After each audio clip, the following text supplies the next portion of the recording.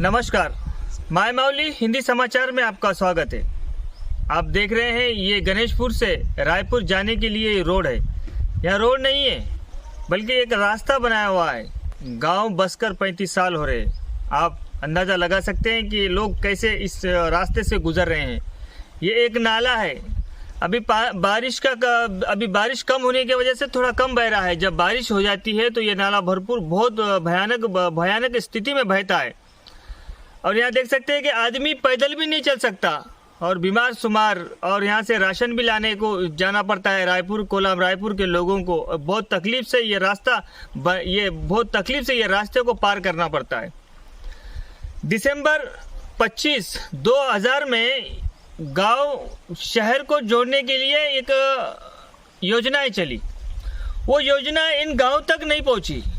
जो 25 दिसंबर को 2000 में जो योजना बनी शहर से लेके गांव तक की सड़क योजना, वो सड़क योजना इस गांव तक नहीं पहुंची। हम कुछ जानकार लोगों से बात किए, इस गांव के लोगों से बात किए और गांव के अतराफ के लोगों से बात किए तो ये 35 साल से इस गांव में सड़क की योजनाएं नहीं है। जहां पर सड़क की योजना ही नहीं है तो उस गांव का डेवलपमेंट कैसा होगा, ये हम आपको आगे दिखाएंगे।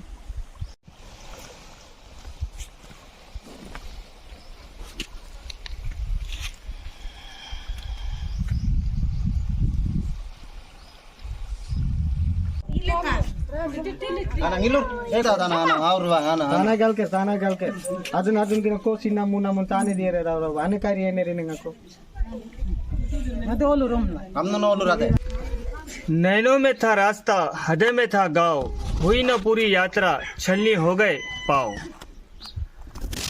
दर्शकों, हम आ जाए हैं गणेशपुर से सटीक 2 किलोमीटर दूर रायपुर गांव में और यहाँ का रोड की हालत बद से बदतर है। और ये किस्सा रायपुर का है और यहाँ पर काफ़ी कठिनाइयों के साथ, बहुत परेशानियों के साथ ये रास्ता पार करना पड़ रहा है।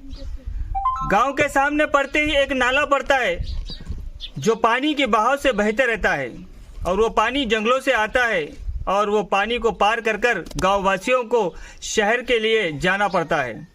25 दिसंबर 2000 में शहर से गांव जोड़ने वाली सड़क निर्माण योजना बताई गई थी, लेकिन वो इस गांव तक नहीं पहुंची।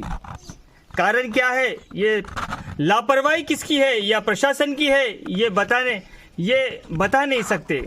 यहाँ के लोग, ये गांव 35 साल से बसा है, लेकिन 21 साल हो रहे ये योजना बन के, लेकिन आज तक ये योजना यहाँ तक नहीं पहुंची। ये गांव वाले परेशान हैं।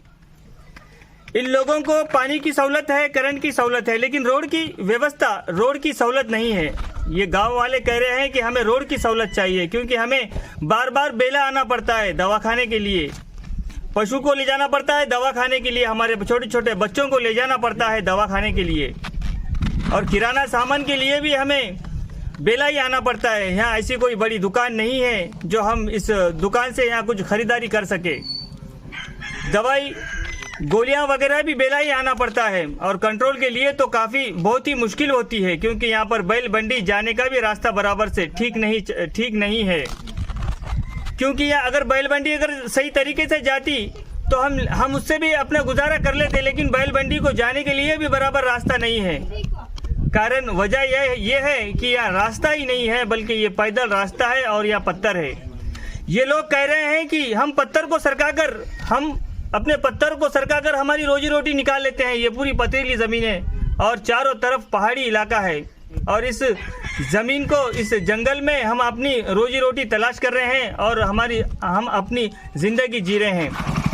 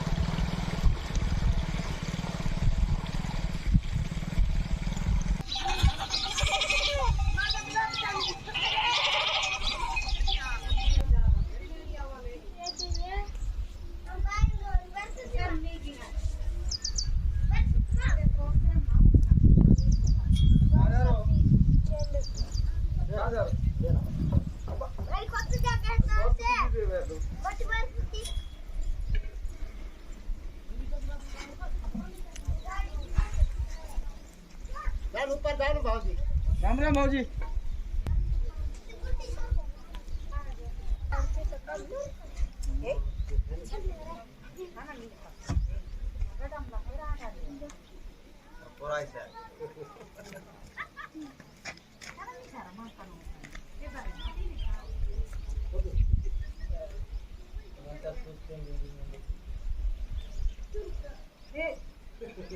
गवर्नमेंट की एक सहूलत है, कंट्रोल लाने के लिए हम जाते हैं तो 25-30 किलो अनाज सर पर उठाकर लाना पड़ता है और उस अनाज लाने में भी बहुत सी कठिनाई है, बहुत सी तकलीफ है। 4-5 बार रखना पड़ता है, कभी गर्दन में दर्द हो जाता है। कुछ बुजुर्ग भी है और कुछ जो प्रेग्नेंट लेडीज होती है, प्रेग्नेंट औरतें होती हैं, उनके लिए तो कठिनाइयों का बहुत ही बड़ा सबब है।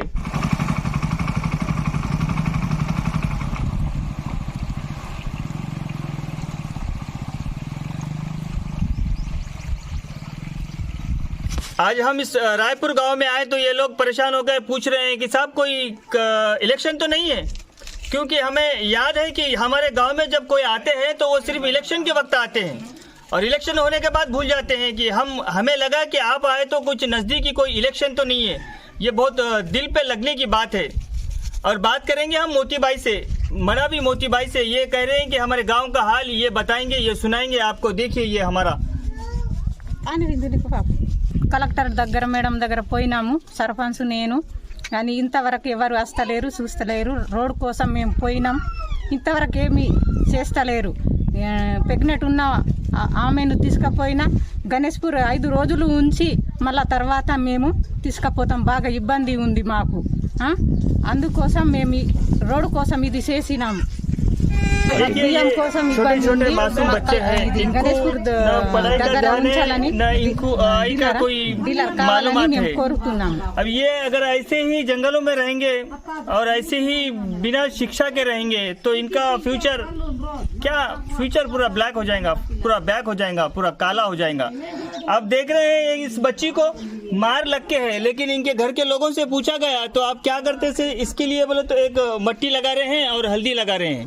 ना कोई दवाखाने की सहूलत है, ना कोई दवाखाने का कोई उपाय है इनके पास। ये कह रहे हैं कि हम इसे मट्टी लगा लेते हैं और हल्दी लगाकर इसको ऐसे रखते हैं। कम से कम इसे 15 से 20 दिन हो रहे, ये जख्म नहीं सूख रहा है। ये मासूम बच्चियों के ऊपर, और ये मासूम बच्चे हैं। आप देख रहे हैं इन सब बच्चों को, देखिए ये ना कोई स्कूल में जाते हैं ना कुछ भी नहीं, दिन भर खेलते रहते हैं और गांव में खेलते रहते हैं, जंगल भी जाते हैं।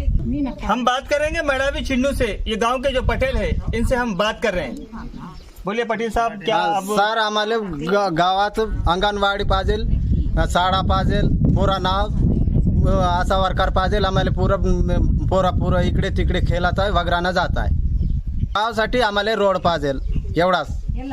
हो, घर नाही आहे, काहीच नाही आहे. पुरा रोड खराब होऊ नये. ते 5 किलोमीटरातून तांदूळ आणा आम्हाला तर लगेच तकलीफ जात आहे. नमस्कार. पाहिजेल एक सर आशा वर्कर మినీ గ్రూప్ పాజే సార్. మా ఊరు 30 సంవత్సరాలు అయింది, ఇంతవరకు మాకు స్కూల్ లేదు, అంగన్వాడీ మేడం లేదు, ఆశా వర్కర్ లేదు. పోవాలంటే గణేష్పూర్కు ఇబ్బంది. ఇది ఒక వాగు ఉంది, పోయి మా పిల్లగాళ్ళు ఎట్లా చదువుకోవాలి అని మేము ఇది చేస్తున్నాం. మరి మీరు ఇది చేయకపోతే మేము పిల్లల్ని పట్టుకొని బేలలో పోయి మేము ఏదో ఒకటి చేస్తున్నాము, ధర్నా చేస్తాము సార్. కంపల్సరీ ఇది ఒకటి మా కలెక్టర్ మేడం నుంచి ఏదో ఒక చేయాలని మేము కోరుతున్నాము.